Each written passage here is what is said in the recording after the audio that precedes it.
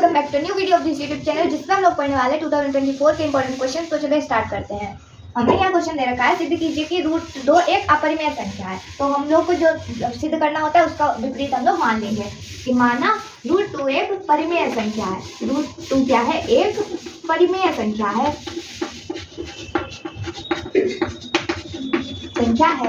तो क्या होगा भैया? √2 बराबर होगी P/Q के। क्यों? क्योंकि P/Q की फॉर्म की होती है एक परिमेय संख्या। ठीक, अब देखो √2 अगर हम लोग यहाँ पे स्क्वायर करते हैं दोनों तरफ, जिसको बोलते हैं SBS या स्क्वायरिंग बोथ साइड। ठीक, तो √2 में स्क्वायर कर दो और इधर P/Q में स्क्वायर कर दो।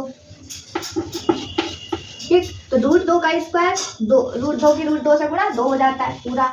ठीक, बराबर P² बटे में Q² है। ठीक, अब इधर देखो, इसको Q² को इधर भेज दिया मान लो हमने, तो 2Q² बराबर P² हो गया। ऐसा दे रखा है कुछ, लेकिन यहीं पर हमें विरोधाभास होगा। क्यों? देखो माना Q एक पूर्ण वर्ग संख्या है, Q² एक पूर्ण वर्ग संख्या है।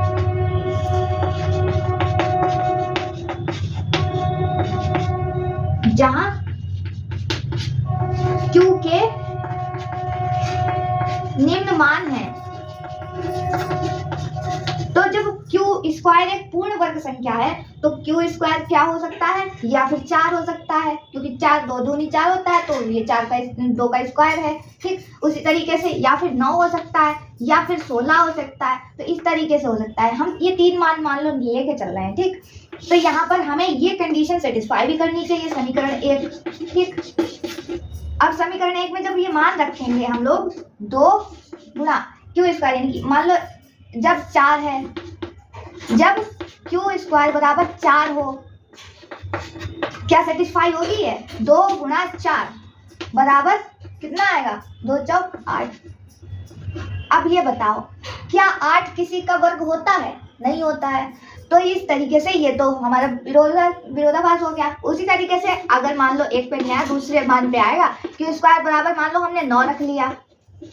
ठीक, अगर 9 हो तो 2 गुणा 9 बराबर कितना होगा? 2 ने 18। क्या 18 किसी का वर्ग होता है? यहाँ क्या लिखा है? P² के बराबर होगा, लेकिन ये तो किसी का वर्ग है ही नहीं, तो ये भी विरोधाभास है।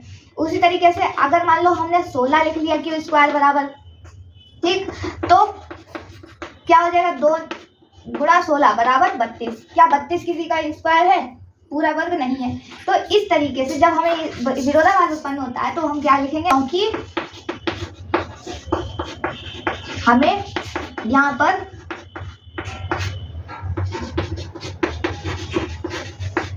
विरोधाभास होता है,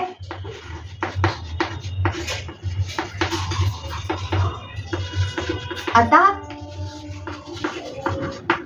√2 एक अपरिमेय संख्या है। अपरिमेय संख्या है, ऐसे आप लिख लेंगे।